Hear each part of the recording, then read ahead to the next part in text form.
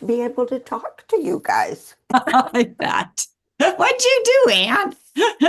Oh, it drops off every so often.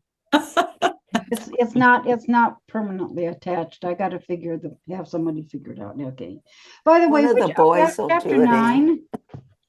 9?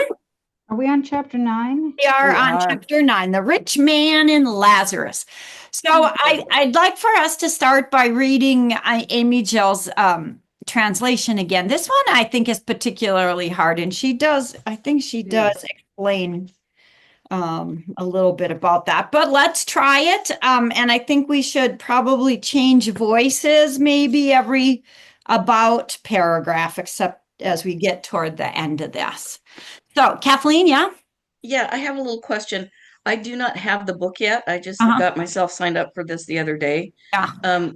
Would it make sense for me to grab my Bible and look at mine? Yeah. Oh, yeah. Okay, I'll get it and you can tell me what Yeah. Where chapter we and are. verse. Yeah, where we are. Yeah.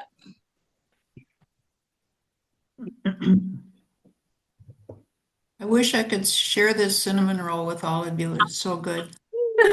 What are you eating, my Catherine. dear? That was cruel. Huh? Did you make it? No. What are Heavens, you eating, no. Catherine? Cinnamon A roll. cinnamon roll. Okay, so That's where'd you get really it good. then?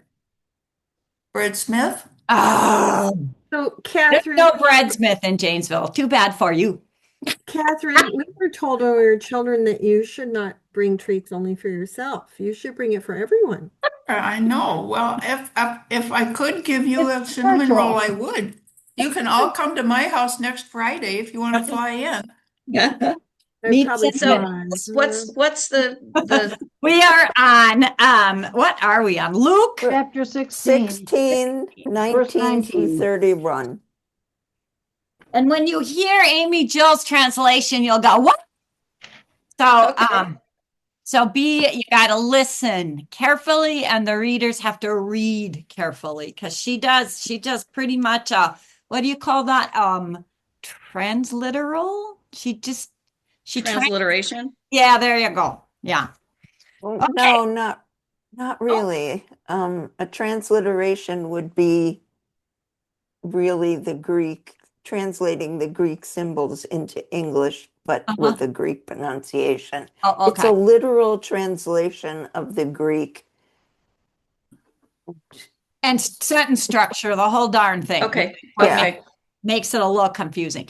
So I'm going to start, and then somebody can pick up the next paragraph. And her translation does not have verse numbers, so we just fly with it. And some person was wealthy, and he dressed in purple and linen, feasting daily splendidly. And some poor person named Lazarus was lying by his gates, being covered with sores. And he was wishing to be fed from the things falling from the table of the wealthy. But rather the dogs coming were licking his sores. And it happened that when died the poor man, and he was brought by the angels into the bosom of Abraham, and also died the wealthy, and he was buried. And in Hades, raising his eyes, being in torment, he sees Abraham from a distance and Lazarus in his bosom. And he himself calling out said, Father Abraham, have mercy on me and send Lazarus so that he might dip the tip of his finger into water and cool my tongue, because I am suffering in this flame. And said Abraham, Child, do you remember that you received your good in your life, and Lazarus likewise the bad? And now here he is being comforted, but you are in pain. And in all these things between us and you a great chasm stands, so that the ones wishing to cross over from here to you are not able, nor from there to us can one cross over. And he said, go ahead, Mary Lou. Oh, and he said, I ask you, therefore, Father, so that you might send him to the house of my father. For I have 5 brothers, so that he might witness to them, in order that not will they come to this place of torment. And says Abraham, they have Moses and the prophets. Let them listen to them. And he said, not Father Abraham, but if someone from the dead would come to them, they would repent. And he said to him, if to Moses and to the prophets not do they listen, neither if someone from the dead would rise, would they be persuaded. So one of the things, Kathleen, we've learned about the way Amy Jill Levine put this whole book together is that she starts out with sort of, what would you say, deconstructing most of the anti-Semitic arguments about what these parables might mean. So she does a deep dive into pulling apart all sorts and kinds of things. Not in this chapter. I don't know if you noticed that, but not so much. Yeah. Quite so much in this one. She does some other things, but that's not really one of them. I And think in this chapter, she's more like, and here we go again. You've seen it before. okay, yeah, that makes sense. She does say, and I think this is a worthy argument for us to hear, and we can kind of reiterate that this is not a story about the afterlife. And I think that's her, what she does here in the beginning of her work is to remind us that this isn't about after death. This is about what one does during life. And that becomes really important. And on page 271 in her book, at the end, before she changes to the next passage, what if we took seriously Jesus's own concern for how people related to each other, or how they might live if they already had one foot in the kingdom of heaven? What if the parable does say something about economic status, a major concern of both the scriptures of Israel and of Jesus of Nazareth? That's how Where- people, I'm where on are- page 271. That's how people in Jesus's audience would have heard it. We do well to hear it as they would have. I think that's a really important place to begin. Again, what she's saying is put aside everything you've learned, everything you've heard, every sermon you've heard preached on this, and let's hear this like the original hearers would have heard it. And then we ask the question, how does that change things for us? So let's do that. I was reading in John this morning, and that's exactly what's going on and where I was at chapter 14, where it says, if they already had one foot in the kingdom of heaven, and I'm at the last discourse where I've got your notes, where Jesus says, if you have the Father, you have me, you are already here in life, you have me, you have the Father now. So he's saying the same. So is that Jesus saying that? Yeah, Luke saying that? it's the part of the final discourse. Right, in John's gospel. In right. John's gospel, but just comment that similarity. Right, no, exactly. We already are not after, but now. Yes, this is not about any afterlife. This is about how one lives one's life while they have it. Sharon?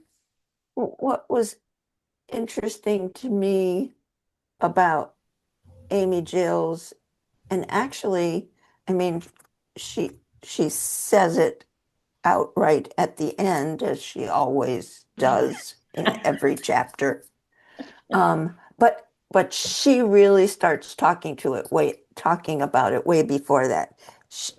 And moving on from where you read, anytime a parable begins, there was a rich man who, we know that the rich man is a poor role model. She talks through this whole thing about the main point of this chapter, this parable, being the obligation in both Judaism, and that Jesus was actually talking about his Jewish roots, the obligation of those who have to take care of those who have not.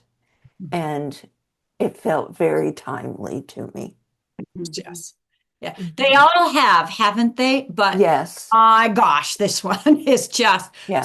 is just convicting, right? Didn't you read it and think, okay, Yes. okay, Yes, it hit gonna me do very. here? I mean, I immediately donated money to Feeding America. Yeah. Yeah. I had an issue with that one, but it was just me. No, What? I'm not against it. It's just I've got this extra bedroom and I keep thinking I should be using it for someone. But I also have this husband who would absolutely fall into pieces if I So I mean, Okay. I want to have that conversation because I think that's a really important conversation is what are we indeed capable of? But let's have it after we really take a good hard look at what the parable itself is doing here. At the top of page 272, the paragraph that starts for Jesus's initial audience, Mhm.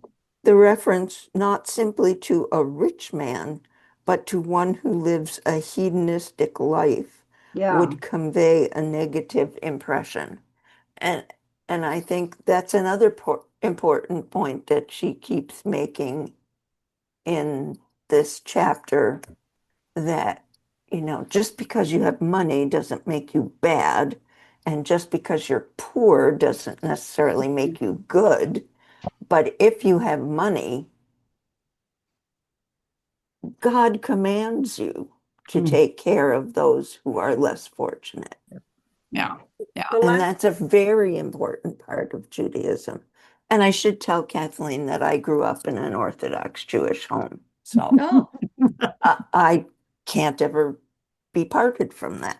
And Sharon would diss us with this, but she is our resident expert, right? Yes. yeah. Not Good. very much, Thank you. but Yeah.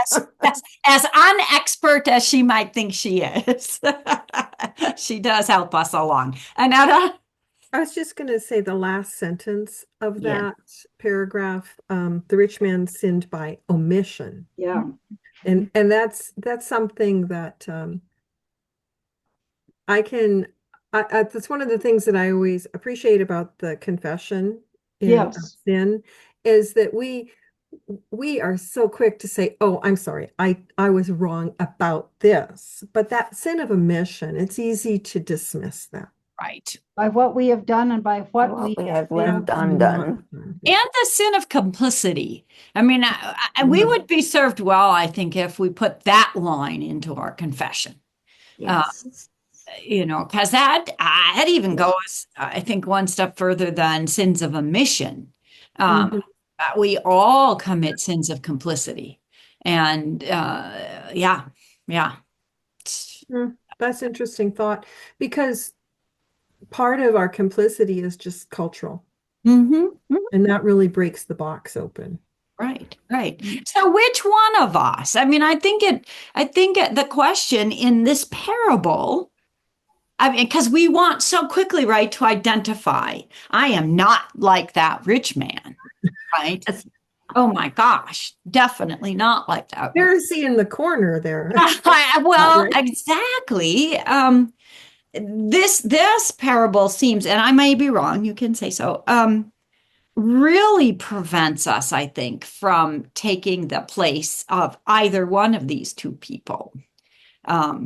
We might not be the rich man, and we might not be Lazarus. And it's interesting to me that, especially on page 272, where she goes into how hedonistic the rich man is. She also in the beginning says, yeah, he's no good, but he's not Hitler or Pol Pot. Just, yeah, You yeah. know, so to me, what that says is you don't have to go very far to be like the rich man. Yeah. Yeah. I mean, obviously, I don't have this kind of money, but am I sharing as much as I should be? Right. One of my favorite things is from Saint Mother Teresa, who said, "Not share not out of your greed, but out of your need." Yeah. No. Sometimes our need Yeah. also set at home too. Well, and sometimes our need isn't really what we think is our need isn't really our need. I Yeah. think that we in America think our need is at a level that is hedonistic by many people's Mm. perspective. We can live so much more simply, most of us. And it's I also, when I was reading this, though, I thought we could be both. We could both be the rich man and we could be Lazarus, right? Yes. At the same time. At the same time. Paula, you were going to jump in? I watched a movie this morning, One True Thing, and my favorite quote is Meryl Streep is talking to her daughter, and she said, "It is so much easier to be happy with what you have than to yearn for what you do not have." And I think when we talk about being hedonistic, Annetta, we don't need that much. And we've just learned to expect that we deserve so much when we could do with so much less. Yeah. And Mary. that's Oh, I'm sorry. what I was to say. And I just read yesterday that Warren Buffett gives away 99% of his wealth. Yeah. and Yeah. he still lives pretty darn comfortably. That he does. Amazing. Well, I mean, the question there is what can you even begin to how to do with any of that? So, Mary. And then there's Elon Musk, Yeah. who needs to make $1 trillion a year. And What we look about up what a devil's trillion is, and advocate? it's crazy. Okay, now Mary Lou wanted to jump in. Let's let her jump in. All I was going to say is I agree with Annetta. I had the same thought that we're both the rich man and the poor man. Yeah. Well, and once we say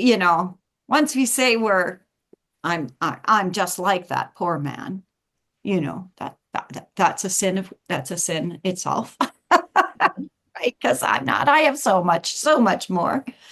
But I'm not like that rich man. I don't have nearly that much. But That's where she says we're neither one. do I give 99% of what I have? No. So, Anne, you were going to jump in? Well, the devil's advocate there when you want to be giving and you can't. When you want to do out of your need and you don't have enough to give out of your need.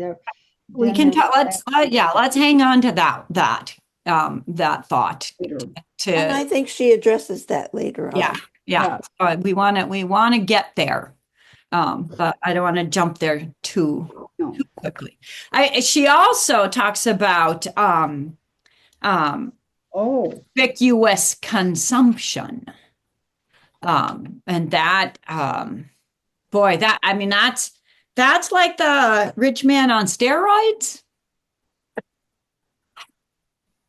And not only do I have all of this, but watch me have all of this. But I think we all do that a little bit too. Hey. And I mean, I just look at our cars. Yeah.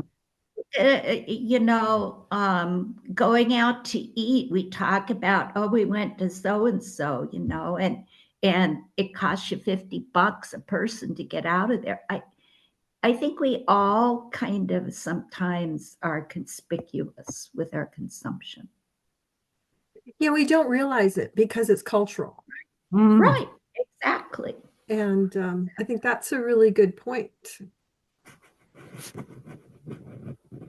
That comes back to the complicit. Yeah. Mhm. Yeah.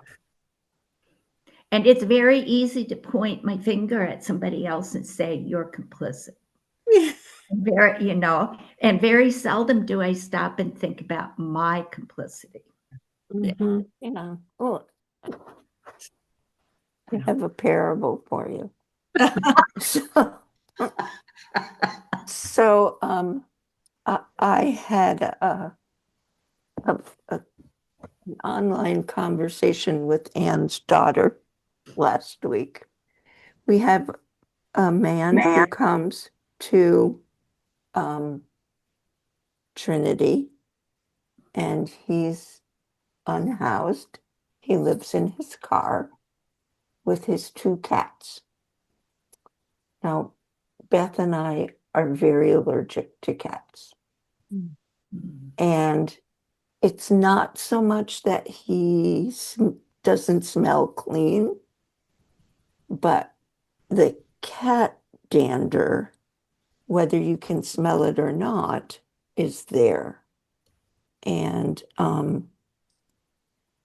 we were trying to figure out, what do we do?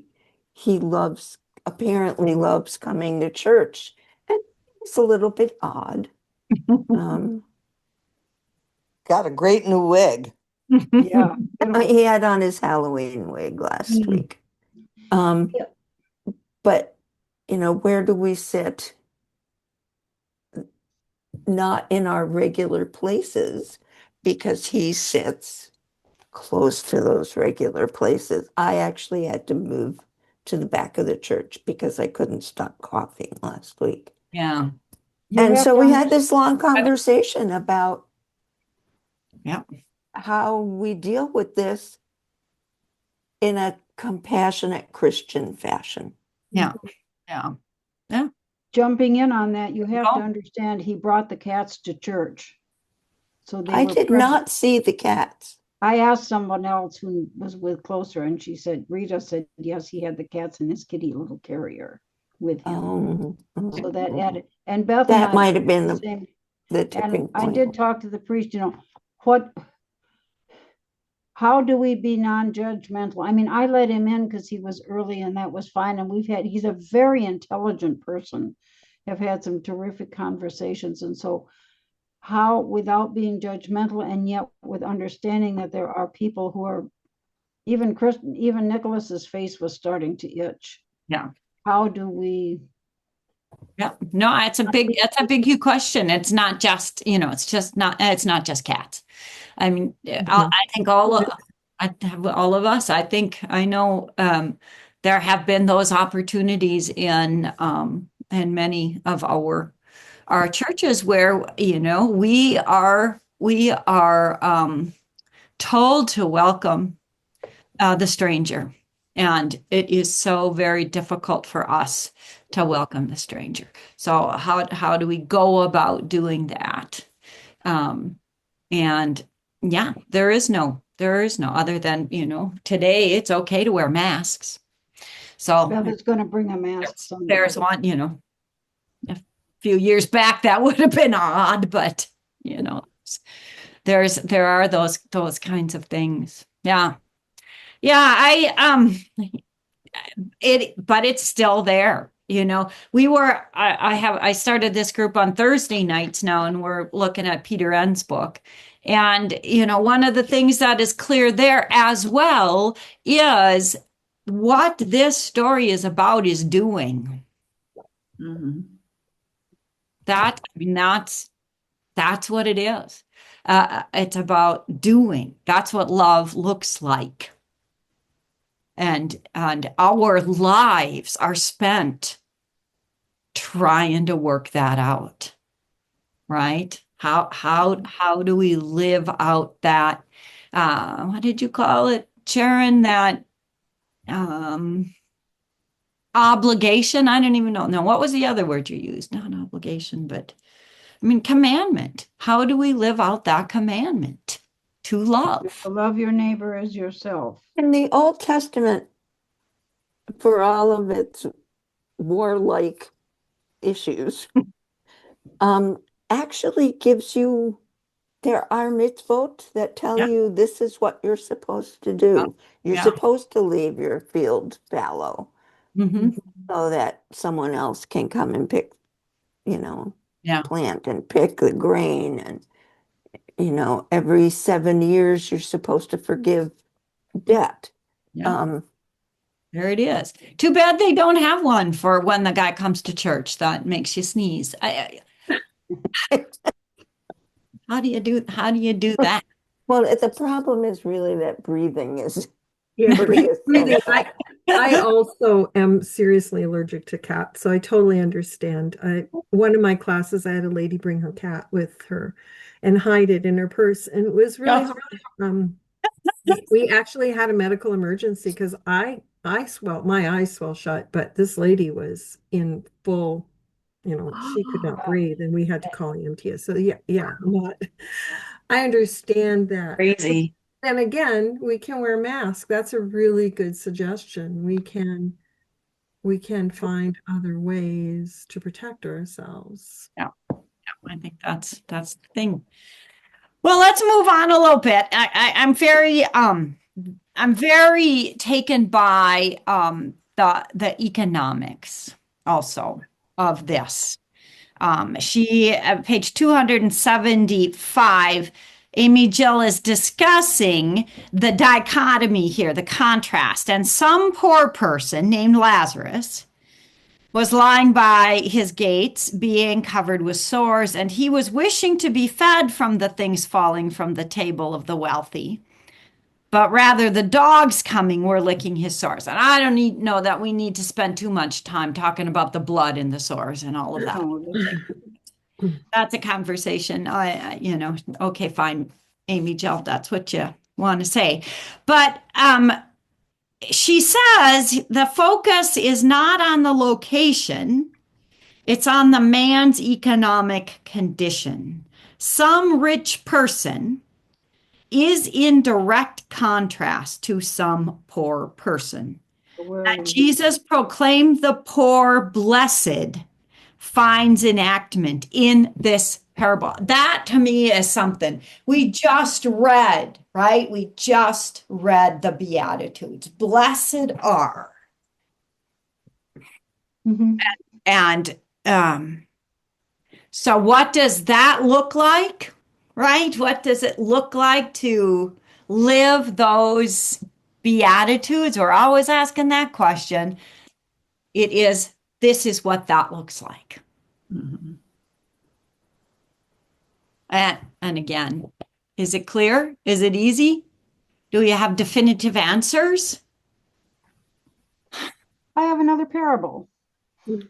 So this month, Trinity is sharing things with the jail chaplains. And for those of you who don't know, I'm a part of a group that gives toys to all the children of prisoners in our It's county. called me and I can't. And so that's one thing. And then another lovely young lady, Andrea Heckner, has got the Sunday school doing toys, doing the shoebox, Samaritan's Purse thing, which is great.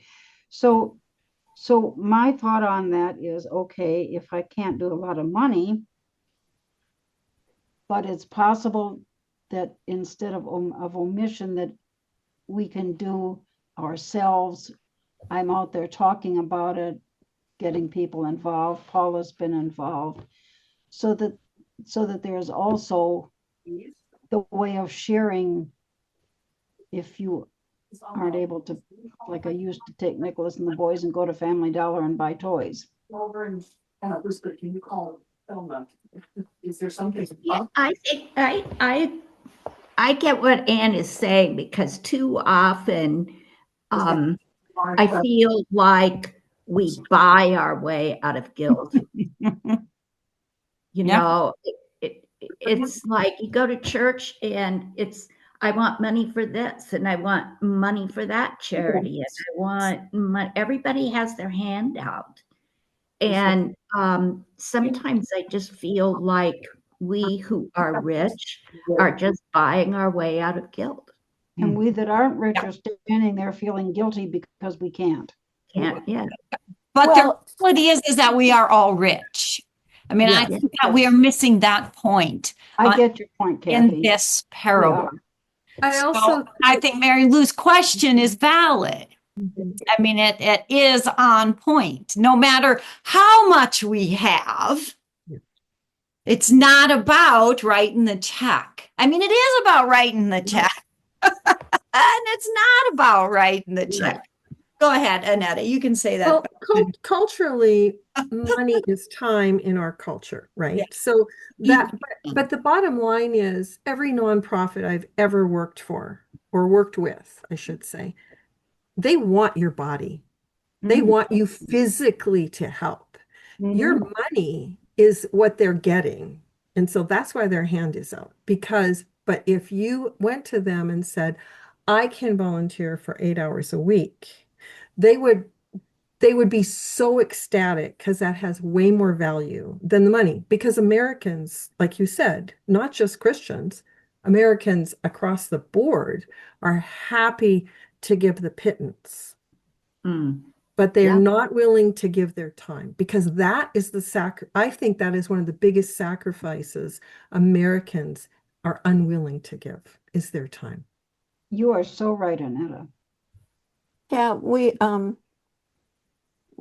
the whole thing about SNAP was first brought out, I had asked a member of our parish, she had once done like a food drive for a family that wished to remain anonymous but was in pretty dire need. And so she had made a list of what she needed, and people signed up to get those things, and then she delivered them.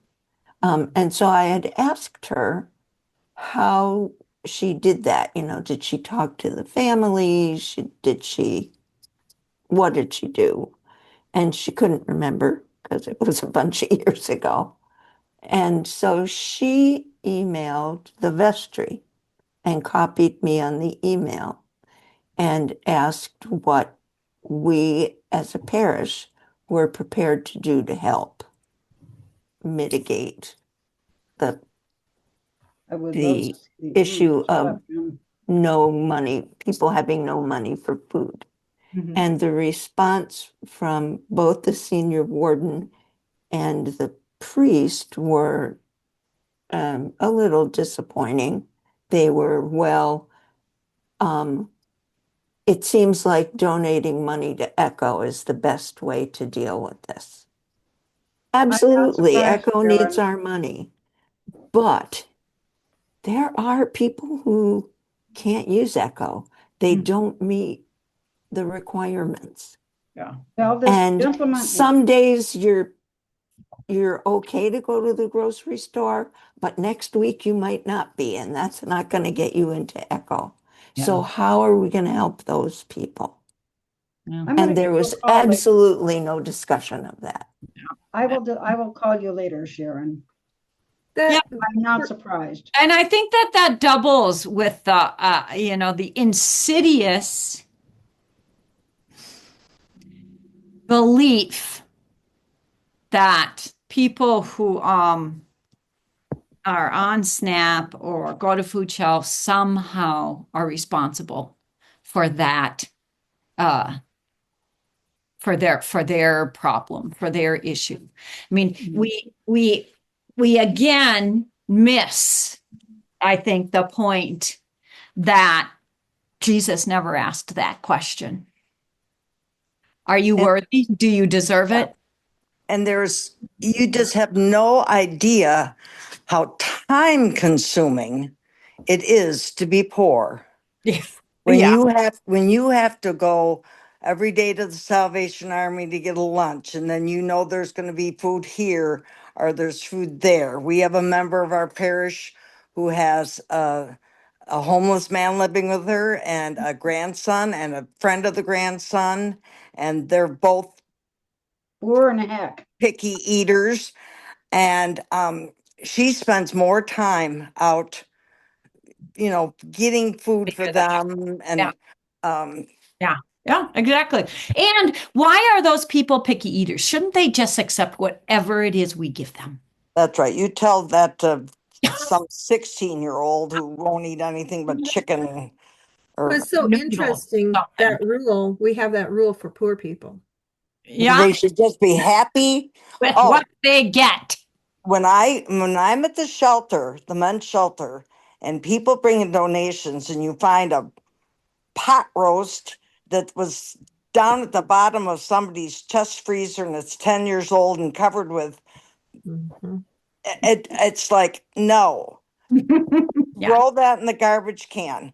yeah, These Same with Echo when yeah. people are bringing stuff, People canned goods from the back that's expired. 10 years ago. Yeah. yeah, Okay, Things I and don't want to use I it. don't want to miss out on this discussion. So I want us to move just a little bit further forward to the heavenly banquet. I think that this is really fascinating. So we're up to Luke 16:22. So the poor man died and he was brought into the bosom of Abraham. Um, so here we have what Amy Jill is helping us with is the Greek, and she says the Greek conveys connotations of both intimacy and feasting. And Where what are you she on your phone? does here, well, I'm on page 282. What she does here is just what Anne did as we started out, is that she connects this to John's gospel. And at the bottom of that page 282, she writes, for feasting, Lazarus is reclining on Abraham's chest, just as the beloved disciple reclined on Jesus's chest at the Last Supper. The posture suggests a banquet, a motif that might be expected given Jesus's focus on food and banqueting and the parable's detailing of food and drink. The poor man who had no food is now reclining at the heavenly banquet.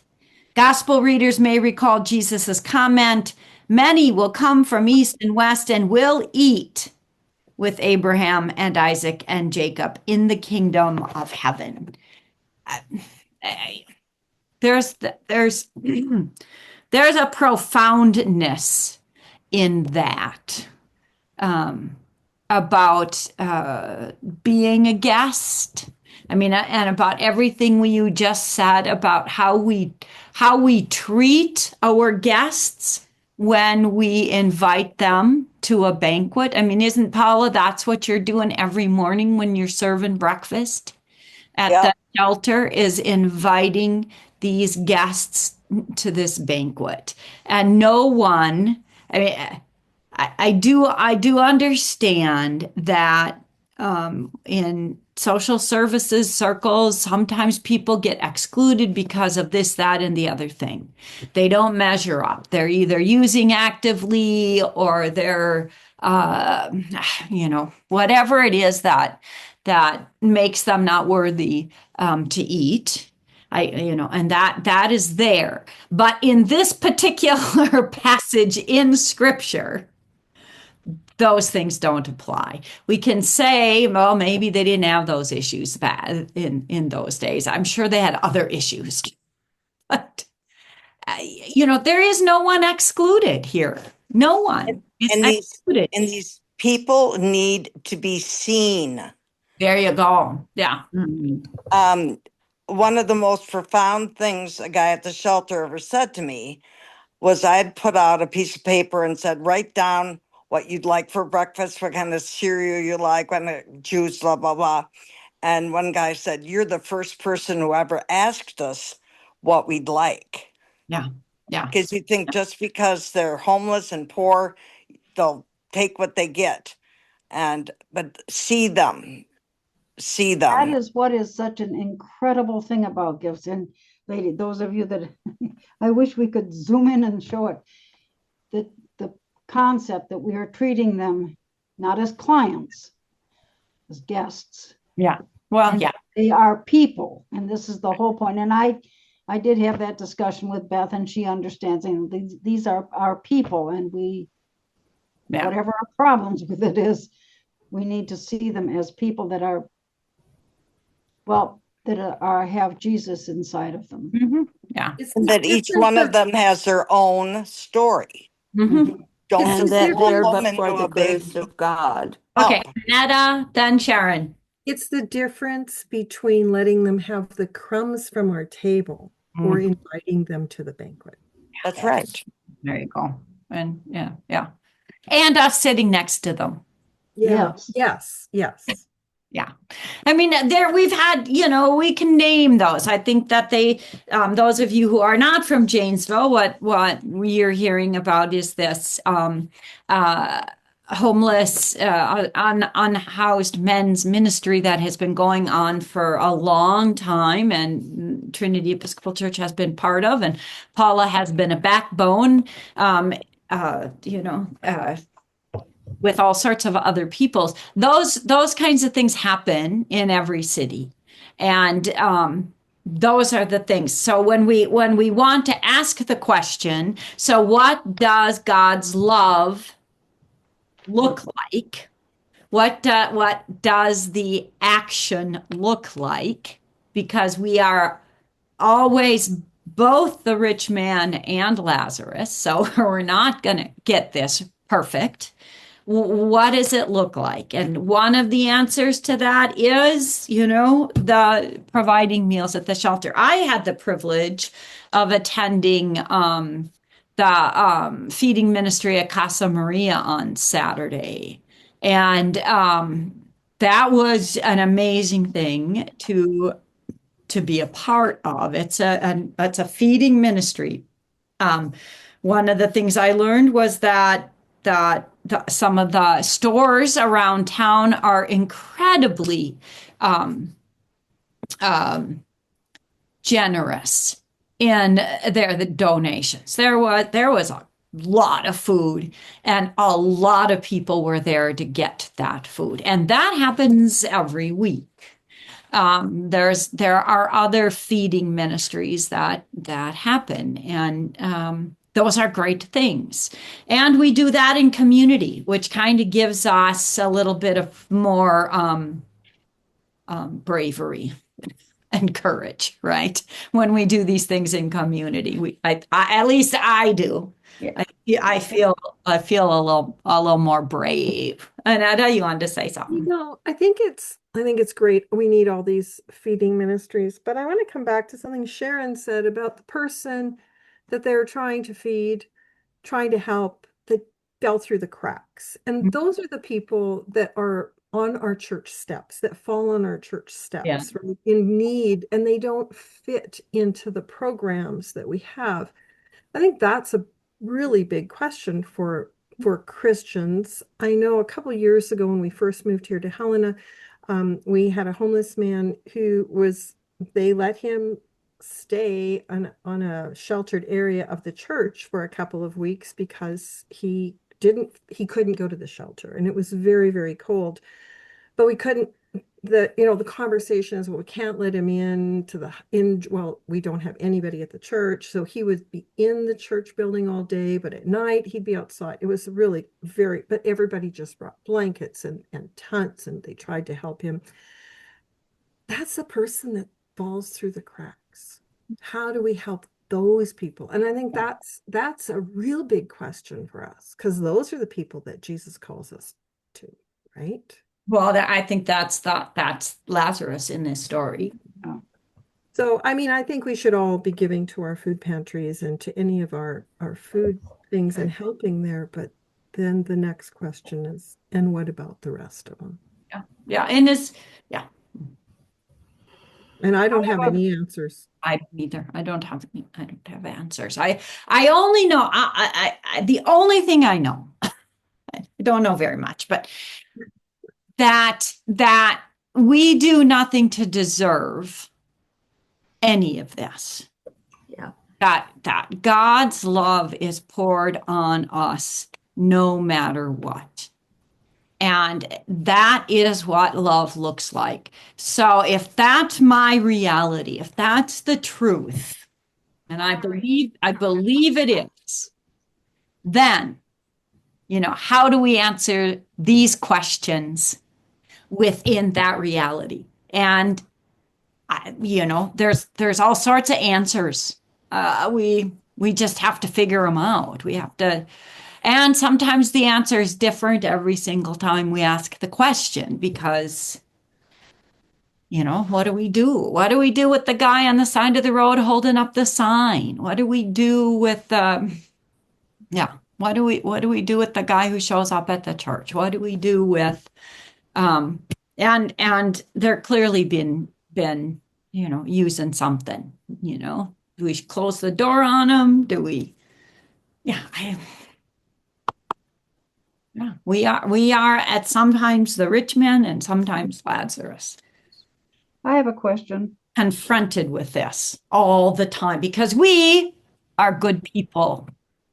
And No, well, I don't know when you want to move on or not. If you want to stay with this for a minute, because, yes, I do. okay, then maybe next week we'll talk about the rest of the chapter. Because there's a couple things in here that I think are kind of really important, at least where I Well, was. yeah. So what I wanted to do next week was to kind of wrap up. So Oh, her dear. conclusion is the power of disturbing stories. Yeah. And so we can wrap up with that and any further reflections we have on this particular parable that, yeah, she saves for last. And I mean, I thought the ones preceding it were hard. This was very hard. Yes, yeah. I'm not sure I I'd use listened the to word the hard. last chapter yesterday and I was like, oh boy. Yeah, oh boy, that's why we can't go by it. We have to. Yeah, I read it. I think I read it before I read the book. Catherine, you were going to jump in. Yeah, I'd like to talk about now, in what way are we like Lazarus? I don't feel like I'm like Lazarus.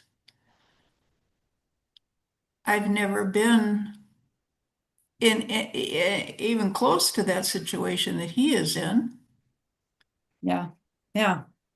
Well, I mean, I don't doubt that. Um, I mean, well, I mean, there are some points in my life where I have accepted gifts from others because I had none. Kathleen, you were going to jump in. This is not general, not, excuse me, generally the way we read scripture nowadays, but in the Middle Ages, we would be Lazarus. A Middle Ages specialist. Yeah, I'm a Oh, medievalist. wow. Yeah, but in the Middle Ages, and of course, much of our Christian tradition comes from those eras. Um, Lazarus could be seen as an emblem of the soul, and that we are like Lazarus in our souls because we are in grave need, we are unhealthy, we are in poverty of soul, and we need help. And so, in that kind of symbolic or imagistic way, there's comfort in knowing that we'll be in the bosom of Abraham, and that God has pity on our poor, sore-ridden souls. And there's no point in us in this life being like the rich man, right? Because that's not what God's interested in. Anyway, So medieval. I mean, Thank you. yeah, I mean, it is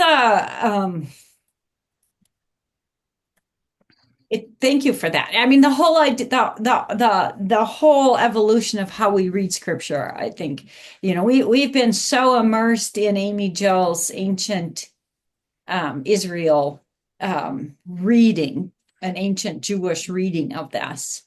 And she has disabused us of so many stereotypes that we've carried through ourselves. And that, Kathleen, is that to say that, I mean, is that a time period when we were all just really, I mean, humanity was just, what's the word? Broken. Yeah, broke, but even deeper than that, just unable to be redeemed, or No, no, absolutely not. so it's not about redemption. It's about the state of one's being in the world in which one finds. When I was thinking about it, and I really appreciate what you said, Kathleen, because I think that we need to look at scripture down through the ages and not just today or 2,000 years ago. But I was thinking we have a mental health crisis. We have a lot of people who are really struggling, and I think that that's a one way that we are poor in spirit. We are poor. We are like Lazarus, and that there's no hope. Isn't that the whole thing about Lazarus? Is that on earth there wasn't hope? His hope was in eternity, and I think that is. There are a lot of people that are hopeless, that are feeling hopeless, and I think that's what I was thinking. Is we all go through this political climate. I mean, I'm actually sleeping again, which is a really wonderful thing. After Tuesday? Yeah. But I think we've all gone through times of hopelessness. But then also in the poor in spirit, the poor, I think about having Paula here and seeing she's had to have somebody live with her. Now, this is one of the most independent women we know.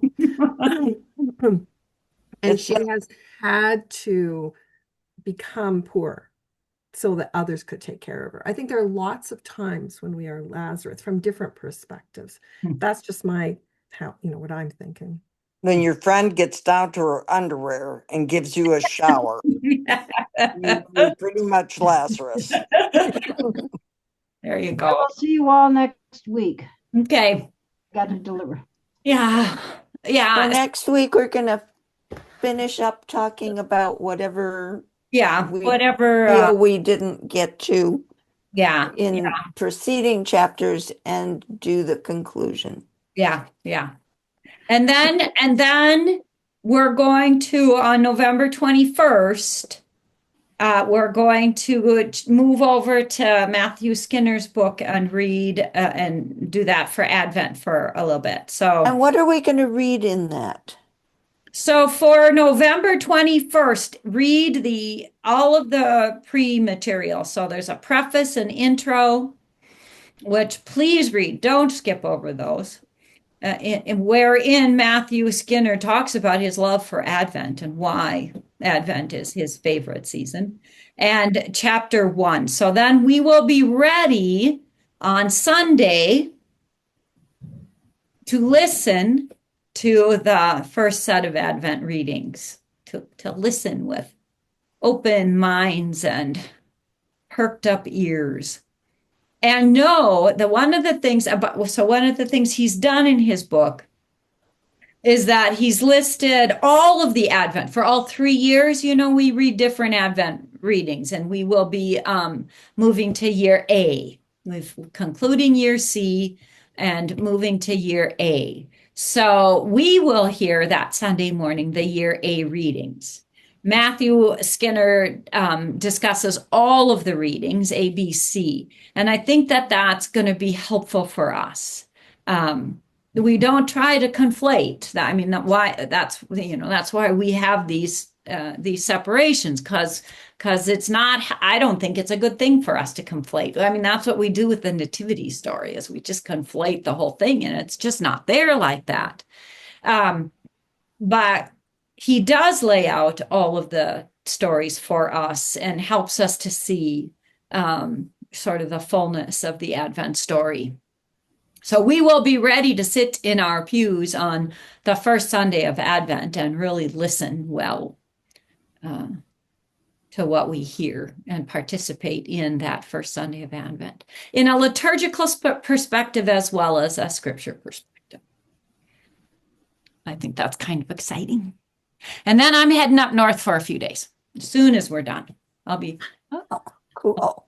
ready to roll. We're going up to Grand Marais again, where Rick's ashes are, and it's my wedding anniversary weekend. So we'll go say hi to where Rick is. So yay. And please greet your children for me. Oh yeah. Oh, I will. Love to see them. So we'll see y'all next week. Have a good week. Kathleen, Yeah.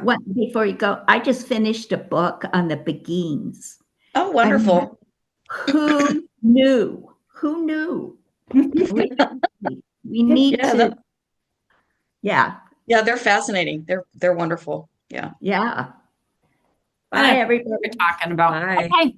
See ya. Bye-bye.